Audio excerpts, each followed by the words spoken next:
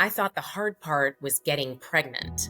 I thought once we got over that, everything would be fine. Like it never even crossed my mind that I would have a miscarriage because at the time, I didn't know about women having miscarriages. I mean, I'd heard about it, but I didn't know anybody personally who had told me that they had had a miscarriage. So I was truly blindsided. Like I thought once I was pregnant that was going to be the difficult issue, the difficult part. So it was devastating.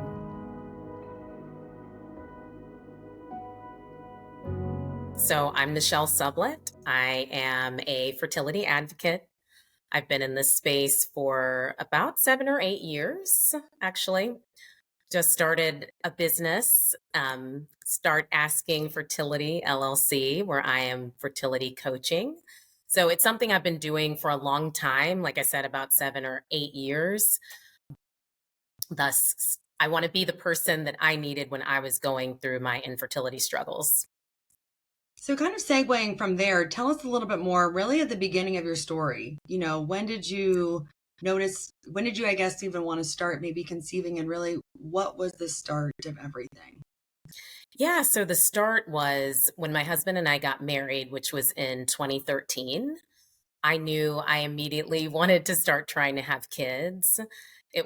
Yeah, it's just always, I was one of those girls playing with Barbies and also playing house, naming my children, all of that. So I pretty much immediately wanted to get started and he was basically on board with that. So that that was great. But after about 6 months, when we still hadn't conceived in the trying, not trying phase, I went to see my OBGYN, and that's when I got diagnosed with PCOS. Yeah.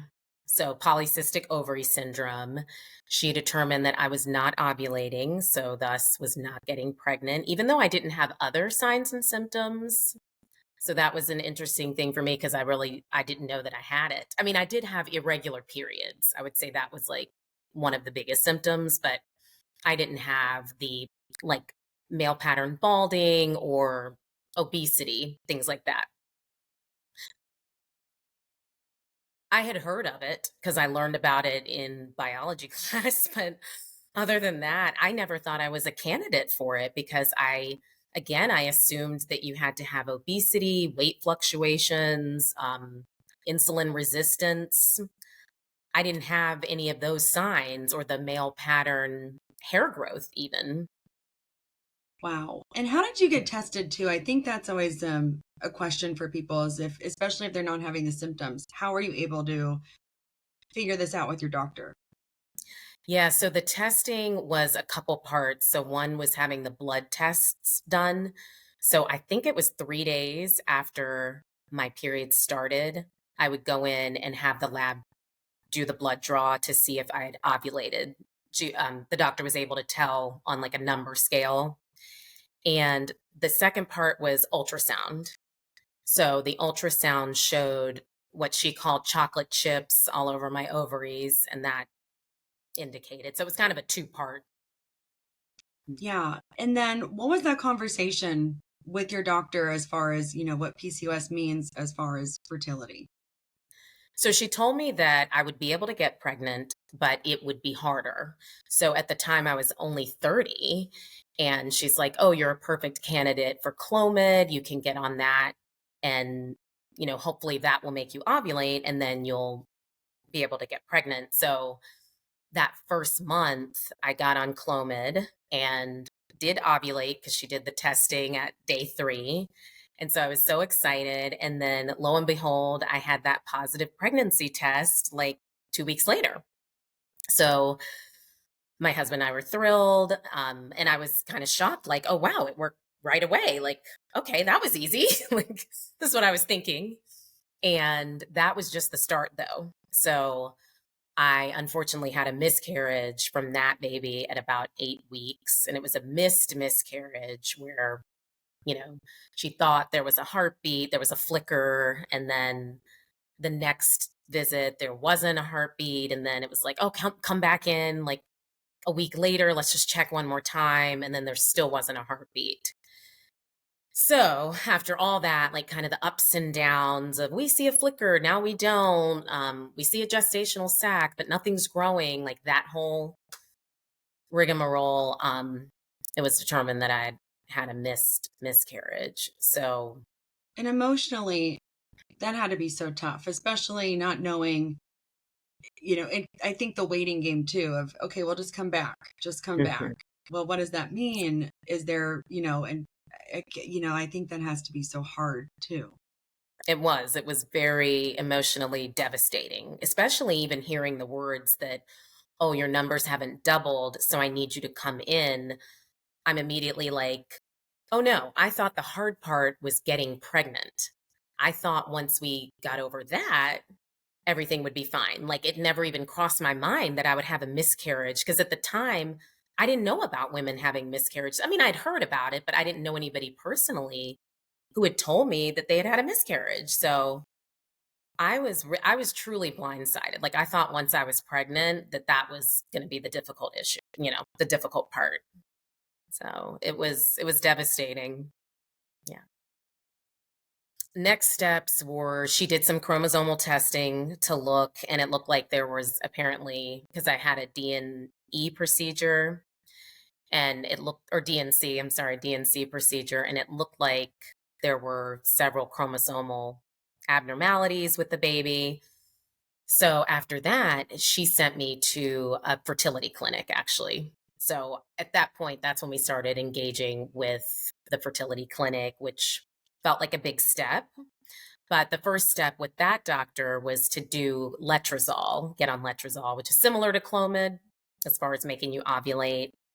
And so it's a long story, so I'll make it compact. But we had lots of genetic testing. We, like I said, did that first month of letrozole. And once again, I got pregnant that first month, and I'm thinking, oh great, I just needed to get on letrozole. I just needed to get with the fertility clinic. Everything's going to be fine, and it wasn't. 3 days later, I started bleeding. That was considered a chemical pregnancy, but it did count as a miscarriage. Apparently, a chemical pregnancy is when someone's pregnant only for like 48 to 72 hours. And a lot of women don't even know that they're pregnant because, they didn't test. But obviously, when you're in a fertility clinic, you're doing all this testing and looking at every single day. So we knew. And yeah, so apparently this is quite common. And at that point, how was you just like were you a weekend or like was it just right when you kind of started?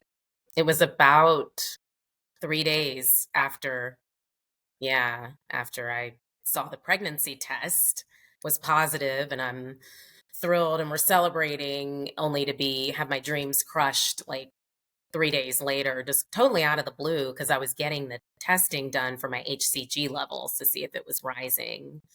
And the first sign was that it wasn't rising properly after 48 hours. So What did you do from there? Did you stay with that fertility clinic? I did. So I stayed with that clinic, and over the next 5 years, we had two different egg retrievals. I had three more miscarriages, two naturally conceived pregnancies, lots of chromosomal and genetic testing. I had an ERA test done, so that endometrial receptivity assay that showed that I needed an extra day of progesterone and oil before the embryo transfer. We also had three embryo transfers. So by the third one, which thank God, in 2018, at that third embryo transfer. So now we're, like I said, like 5.5 years from when we started this journey. I finally got pregnant and stayed pregnant and had my son. So he's now 5. And then a few years later, we went back, did another embryo transfer with one of the embryos we had previously frozen, and had my daughter in 2022. So she's now 2. Yeah. But 5.5 years. Excuse me. I know. It was It was heartbreaking. It was an emotional roller coaster, definitely the hardest thing I've ever been through. And there were certainly times I wanted to stop, that I felt like I could not keep going emotionally. Especially, I can imagine getting that pregnancy test too. Did your reaction start to change really kind of from the first time, Mhm. maybe being a little bit more cautious, I can imagine? Yes, yes. Honestly, by the third pregnancy, so that was a naturally conceived one. I didn't even believe the nurse, my fertility nurse, when she called me because I thought my period was late. And I'm like, I want to get on to the next, embryo transfer and my period won't come. What's going on? She's like, come in, we'll test you and see what's going on. Or maybe we can give you something to go ahead and start it. And she calls me and I'm literally mid pee in a restroom at a restaurant in a stall. And she tells me I'm pregnant. And I'm like, no, you're kidding. No, you're joking. Like, I just didn't believe it. Like, I'm getting chills right now telling you the story again because it was just, like, mind-blowing. I mean, we're 4 years in, how am I all of a sudden pregnant on nothing? And we were so, so excited, and we thought like, "Oh, this is the one. This is our miracle, naturally conceived. This is our miracle." And sadly, like I said, that was my third miscarriage, and that happened at 11 weeks. So, then we're even almost to the end of the first trimester, which everyone says that's when you're out of the woods and you can feel confident that you're going to deliver a healthy baby. And so, yes, after that one, I did lose hope for a while. Like, I was one of those people that the subsequent pregnancies after that, I was scared to death on pins and needles, like, the whole time. How Yeah. are you and your husband too during that time? I can imagine that's also, you know, something where you can come together, but it can also be a strain too on your marriage and can be hard. Lots of ups and downs because I was the type that I always wanted to talk about it, like, every day. It was just the biggest, it was on my mind all the time. I couldn't exist in this world without it being ever present. You go to Target, grocery store, you see a woman with kids, you see a pregnant woman. I go out with friends, some of them are moms. The conversation can turn to kids and babies and pregnancies. Like, it was devastating because I felt like I was being left out of this amazing club that everybody gets to be in just for being a woman, essentially. And like, I felt like my body just continued to fail me over and over, and it felt so unfair. And for him, I think for men, sometimes it's different because he was able to move on and do everything he normally did. Like, he can go to the gym, he can go out with guy friends. Like, the guys aren't always talking about their kids and pregnancy. Like, it was just a totally different experience for him. And so I think it was tough because he was always so hopeful and very faithful, like, oh, it's going to happen. It's going to happen. We just have to keep trying.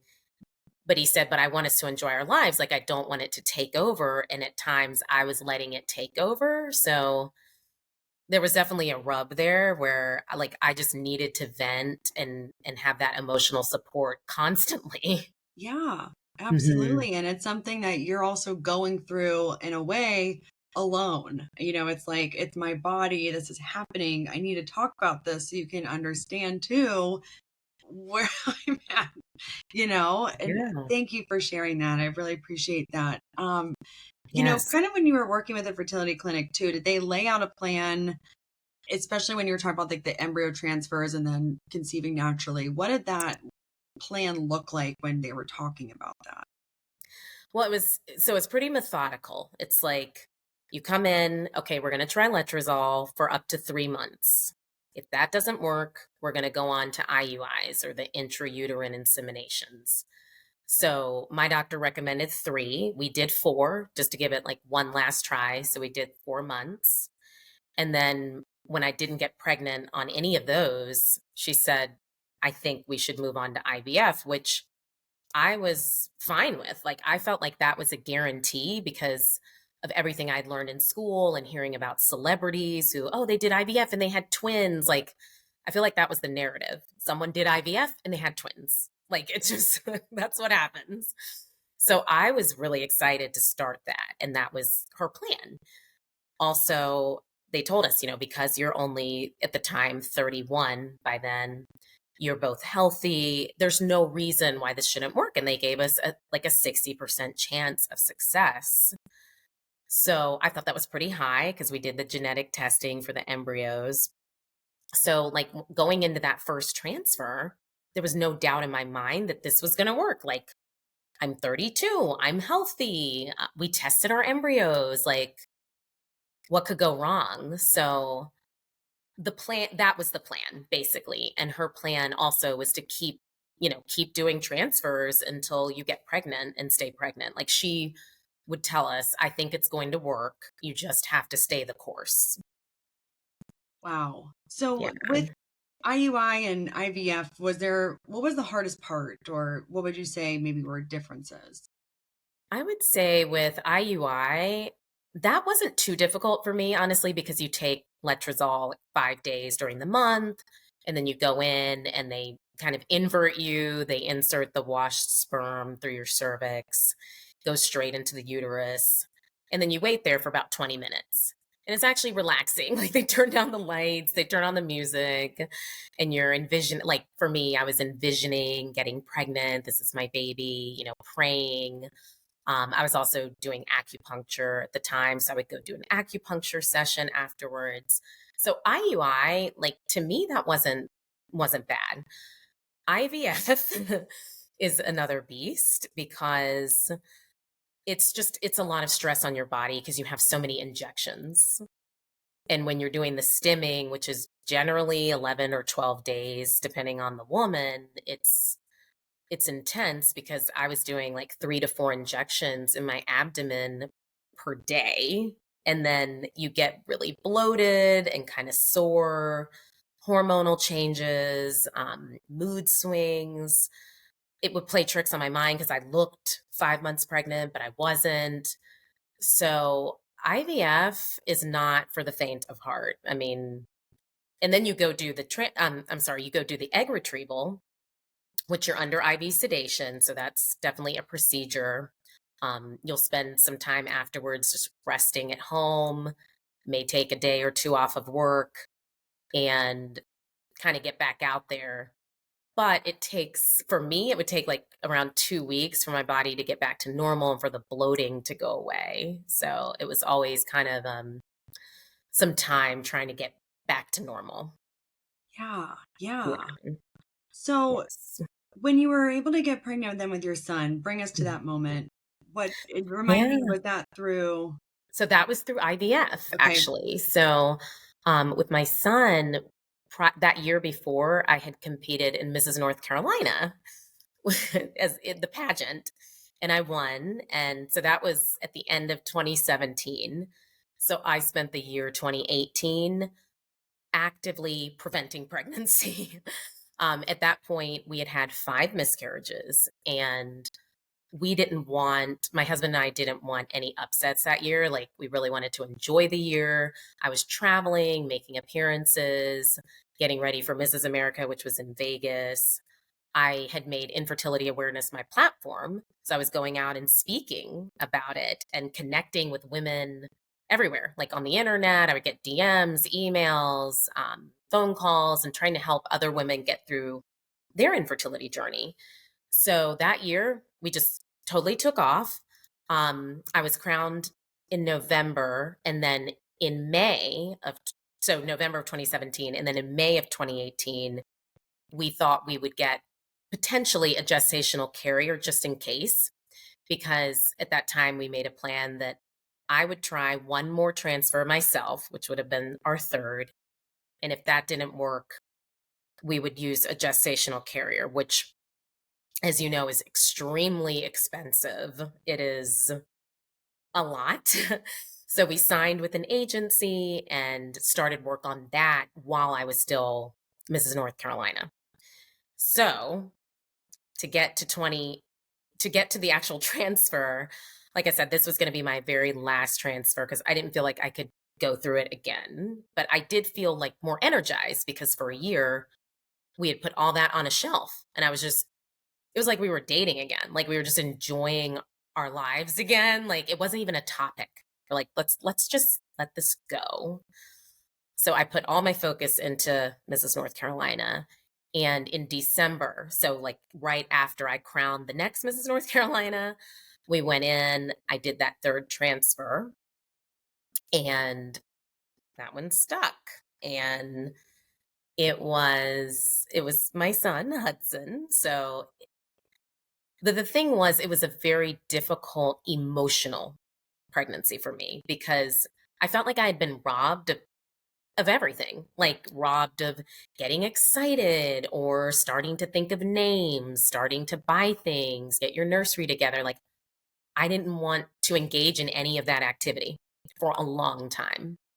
And each time I would go into an appointment, I would get overcome by emotion. I would start bawling my eyes out. And my doctor's like, is something wrong? Like, have you, I'm like, I just don't know what's going to happen when you try to look for a heartbeat. So it was very difficult. I won't lie. It was very difficult getting through that pregnancy emotionally and like trying to hold on to faith that everything was going to be okay. Well, there's so much PTSD too. I mean, Yes, going through, like you said, preparing to hear a heartbeat and, the memories you have and man, I mean, that had to be so tough. it When was. did you feel like you could start to really connect with the pregnancy? I would say after the 20-week ultrasound, so the anatomy scan, I felt like okay, like I can kind of take a breath because everything came back normal. When you do IVF, you still have to do an additional scan at 24 weeks looking for a heart, like particular heart conditions. There's a slight increase when you do IVF. So I felt pretty good, but definitely by week 24, when we got those results back and saw that everything was okay with his heart, then I felt like I could breathe a little bit more, but it was still difficult. Like I would wake up every morning, like, okay, like let me poke something, make sure he's moving. The good thing was he was always moving and he still is. So I know, like I could cry thinking about how I'd be like, "Oh, he knows his mother needs him to move," because that gave me that reassurance that everything was okay. So honestly, once he started moving, which was probably around that might have been around week 17 or something that I started to feel those flutters, then I could feel reassured that if I didn't feel him moving, do something, move, oh, okay, there he is. So then I felt better. Honestly, I really felt really, really good when we went in for because I got induced at the end. I was 40 weeks and 5 days, and I still wasn't dilated at all. So when I got induced and they put that monitor on me and I said, "Okay, baby's coming," because like if something's wrong, they're gonna run in and they're gonna get him. And I mean, so it's hard for me to even admit that, but it was honestly like the whole pregnancy of just feeling like, is the other shoe gonna drop? You just want to rest easy, and that was, like, so difficult for me. And I was jealous of other women who were able to do that because they hadn't had, the trauma, really. I was envious of that at the time. And then with your daughter, then how Mhm. soon after, and then what was your path for her too? Yeah, so the path with her was we knew we wanted to have another child, at least one more. So when Hudson was about a year no, he was I'm sorry, no, he was older than that. He was almost 2 when we went back and did another transfer, and that time was totally different. I mean, I was so much more at ease. I would take my shot one day, I forgot to take my shots. And I called the I called my fertility nurse because that is something that never would have happened before. Like I had calendars and checklists and I was on it. But now I had a child I was caring for and other things going on in my life. And it just like slipped my mind. And I'm like, wow. But in a way that made me feel good that I wasn't obsessed. So, but everything was fine. I was able to get the shot in. And I just felt so much more at ease. And I felt like, okay, I can do this. Like I've done this before. I think it's going to work. Like I went in feeling like it was going to work, thinking it was going to work. Um, and in every appointment was totally different than with Hudson. Like in those appointments, I did not cry. I didn't feel as on edge. Now I still wanted to feel her move and everything, but it was a night and day experience. So I'm thankful for that. Absolutely. Yeah. Mhm. And anything more to say about really going through that process with your daughter? Just that I felt like by then I had a lot of support as well. I mean, I had support through Hudson, but I didn't mention this earlier, but for the first 4 years, we didn't really tell anybody we were going through this infertility journey. So I was going to support groups and I was seeing a therapist, but as far as our family and friends, very few of them knew. And I spent like those, I'd say, yeah, 4 years really almost ashamed, which is awful to say, but that's how I felt. Like I felt broken as a woman and I didn't want anybody to know this secret. And so once I became Mrs. North Carolina and made it my platform and just kind of let it all out, that was really cathartic. So by the time I got pregnant with Hudson and then pregnant with Sienna, everybody knew our story. Everybody was so happy and embraced our joy. And, it was really, really special. And it just made me like that much more thankful to have those healthy pregnancies and children. Kind of now with, being a fertility coach, what are Mhm. some things that you recommend or really kind of going back wish you knew about? I would say engaging in support earlier. So whether that's a fertility coach, a psychologist, it could be a family member, friend, really opening yourself up. I wish I had done it sooner to letting people know what was going on and then accepting their support and help versus staying so closed in, only talking to my husband about it, only sharing it with a couple people, and then frankly wearing them out because they don't want to hear about it all the time. I wish I had reached out sooner. I also became a part of different support groups that were in Charlotte. And, connecting with other women who were going through the same thing was very, very powerful. And no, I mean, I feel like this probably goes for a lot of things, but it's like once you've been through something like that, no one understands it better than the people who are going through it too or have been. I mean, that's a deep, deep level of understanding. So that would be one huge thing that I would recommend. That and trying to do whatever you can to keep your mindset as positive as possible. So continuing what you're doing, because I know one thing I did on my journey was I stopped a lot of things at different times because I might be pregnant. So let me not do this particular hike that day, or, oh, I don't know what dress size to order for a wedding, just different things that I would put off. Oh, I don't know if I can take that vacation. Just live.